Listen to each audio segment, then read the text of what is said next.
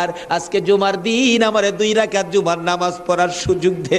ও নবীর উম্মতেরা, নবীর আশিকেরা, হুসাইনের আশিকেরা গো, এই 2 রাকাত নামাজ জুমার নামাজ ছাইরো না, আমার নবীর শাফায়াত নসিব হবে না।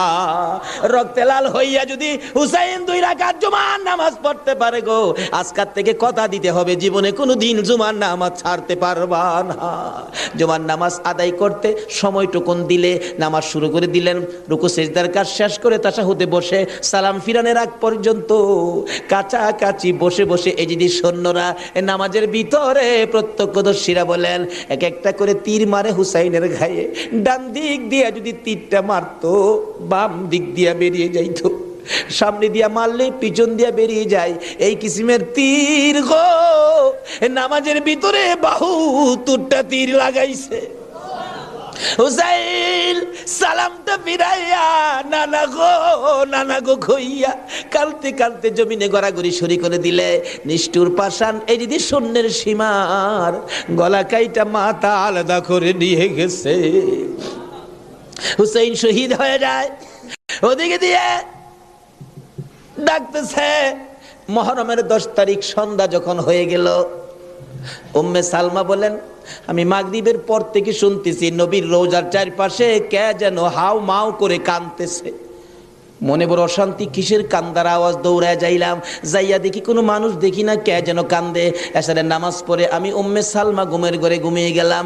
এমন সময় দেখি আল্লাহর বন্ধু কাঁদতে কাঁদতে কোত্থেকে যেন আসতেছে।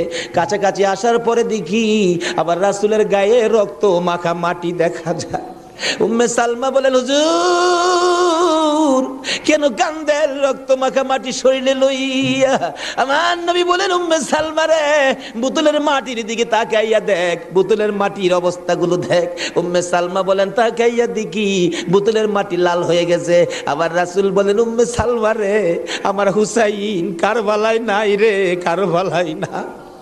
উম্মে সালমা বলেন প্রশ্ন করলাম ইয়া রাসূলুল্লাহ, হুসাইন তো কারবালায় শহীদ, আপনার রওজার পাশে কাঁদলো কে জানতে চাই। আমার নবী বলেন আরে উম্মে সালমা, আমার হুসাইন যখন কারবালার জমিনে তীরের আঘাতে নানা কইয়া ডাক মারছে রে, আমি নবী রওজার থেকে বাহির হইয়া দৌড় মারছি।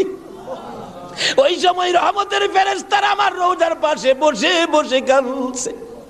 আমি কারবালায় যাইয়া দেখি আমার হুসাইন তীরের আঘাতে রে নানা নানা কইয়া গড়াগড়ি করে। আমি হুসাইনকে আনজাইয়া ধরছি। হুসাইন তীরের আঘাতে যতটা গৈর দিছে রে, আমি রাসূল হুসাইনের সাথে ততটা গৈর কারবালার জমিনে দিয়েছি।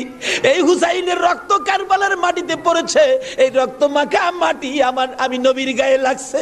এই উম্মে সালমা জানাইয়া দিস রে, এই রক্ত মাখা মাটি আমি রাসূলের কাছে জমা থাকবে। আসরের জমিন যেদিন গায়ে হবে আমি আমার মাওলার দরবারে হুসাইনের রক্ত মাখা মাটিগুলি তুলে ধরবো। মাবুদ, আমার মেয়ে ফাতেমা সন্তান কুরবানি করেছে আমার উম্মতের নাজাতের জন্য। এই যে দেখো হুসাইনের কারবালার রক্ত মাখা মাটি তুলে ধরলাম, আর ফাতেমা হুসাইনের মাথাটুকু লইয়া দাঁড়াইয়া বলবে আমি হুসাইনের মাথাটুকু তুলে ধরলাম। মাবুদ গো, এর বিনিময়ে আমার বাবার উম্মতের মাফ করে দাও।